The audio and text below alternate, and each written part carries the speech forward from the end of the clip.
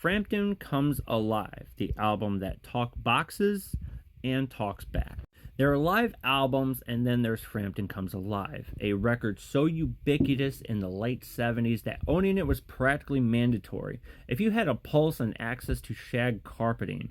Released in 1976, this double LP turned the ex-Humble Pie guitarist into a golden-curled heartthrob, a rock deity with a talk box, and whether he wanted it or not, the poster child of radio-friendly guitar heroism. All right, let's set the scene here. Frampton wasn't exactly a household name before this. He had a few solo records out, and he'd earned some respect among rock insiders. But Alive is where the stars aligned. The mics were hot, and Peter, with his soulful rasp and dazzling fingerwork, suddenly caught fire. You can practically hear the spotlight snap on when the crowd roars to life on side A. The album's magic is its genuine warmth and intimacy. Despite the stadium-sized scale, Frampton doesn't shout at you from atop of a mountain. He glides down to your level, grinning with a Les Paul in hand and enough charm to disarm a security guard at Woodstock. Something's Happening kicks things off with urgency, not just musical but spiritual. It's the sound of a man finally finding his moment. Then comes Doobie Wah, the kind of riffy, funky detour that only works when the band is tight and the audience is locked in.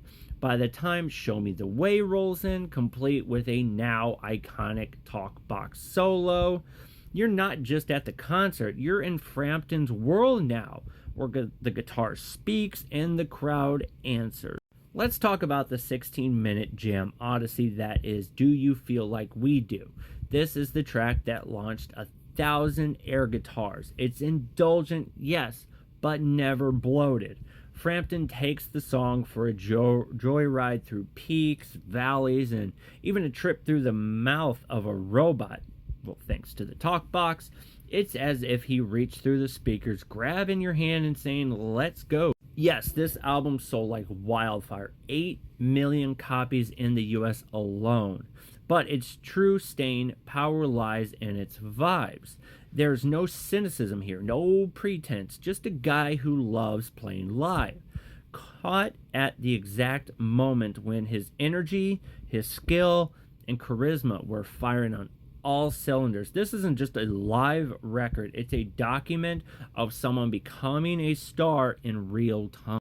And yet, there's something almost bittersweet in retrospect. Frampton never quite replicated this moment. Later albums didn't reach the same heights, and the inevitable "Where Are They Now" cycle kicked in. But Frampton Comes Alive remains bulletproof.